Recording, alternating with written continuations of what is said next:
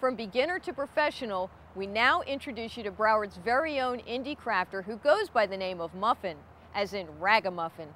Muffin epitomizes what crafting is all about. She's free-spirited, creative, with just a little bit of mischief thrown in. The word crafts conjures up all kinds of images, free spirit, unique gifts, and oh yeah, colors. Lots and lots of colors. Well, as it turns out, all of these images came true when I met the artisan Muffin. That's spelled M-U-F-Y-N, named after her company, Ragamuffin. Muffin, or should you prefer her formal name, Heather, has kept that free spirit alive, even when starting out from that wild and crazy state, Iowa. Oh gosh, it's just great up there.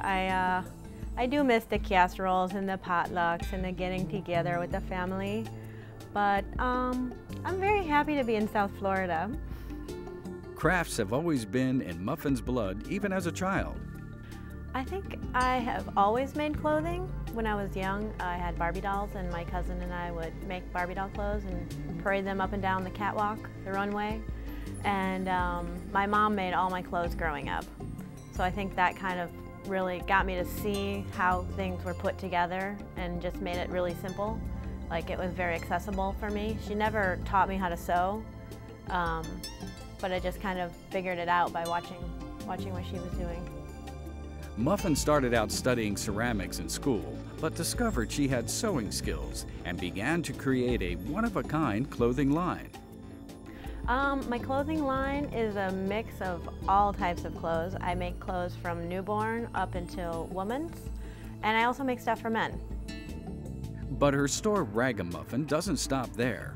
She's produced everything from clay magnets to painted cowboy boots. I have so many interests. My day-to-day interests can go all over the place, and so I kind of just follow my ideas and do a lot of different kinds of design work. All these wonderful creations made me want to learn more about the craft community in South Florida.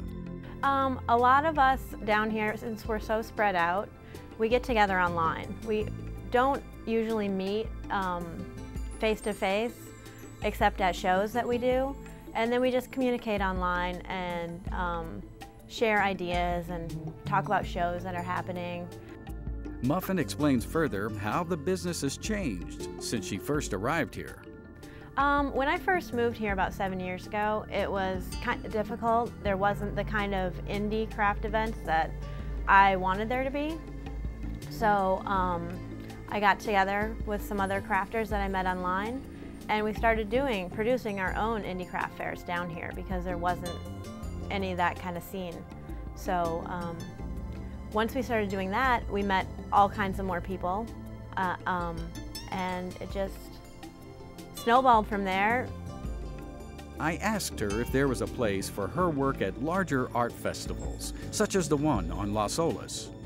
It would depend if we could get in or not. A lot of the organizers don't necessarily, when you say craft, they're not so open to it. I think maybe they are beginning to be more open to it, just with the whole craft explosion and the craft revolution that's been happening over the last 5 years. So I hope that more of us will be in that kind of thing.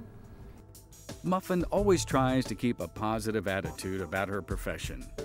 Meanwhile, I was curious what her interpretation of the word crafts would be. That is a hard thing because there's so many different types of crafts. The craft world that I come from is more of an indie craft world where we don't necessarily sell things that we put together from kits. We make up our own, have our own ideas. Maybe we see something that's done and we'll do it in our own way. Because so many of us, if you look online, there's so many of us that are doing like similar things, but we put our own twist on it and make it our own. All right, let's take a look at some more of her creations up close and personal. All right, I'll just show you a few things that I make. One of them is, I started making these little adorable, they started out as underwear, but as I started making them, they became hot pants. and I think the right person could totally rock these with a cape, some roller skates, and some fishnet tights. Probably a top too, like, you know, top would be helpful. Some really fabulous pasties, I guess. So yeah, I started making these because I wanted underwear for myself, and I didn't want to go buy underwear, so that's why these are here. T-shirt backs, so I'm recycling the backs of blank t-shirts and using the front design. My friend 75 Rabbit, Stephanie, she uses the fronts of the shirts, and I'm using the backs of the shirts to print on and then make into patches and sew on my shirts. So these are a couple of the new Ragamuffin shirts. So whether you have a niche for making big carry bags, scarves, perhaps just putting together all kinds of this and that's, or maybe you can assemble anything with a sewing machine that your imagination lets you create, then Muffin believes you too can follow your dream. Well, I encourage anyone who is interested in having their own business. I'm a strong believer that you can make it work, even in the bad economy. If you can make it work in a bad economy, you can really make it work in a good one. So don't be afraid to start. Don't be afraid. I mean, be a little afraid to quit your job and jump into it, but it's not as hard as you think it's going to be. A name you won't forget and designs that are sure to bring a smile to your face. There's a whole new generation of trendy crafters out there creating really cool things. It's not just about making grandma's doilies anymore. For more information about Muffin, simply log on to ragamufyn.com.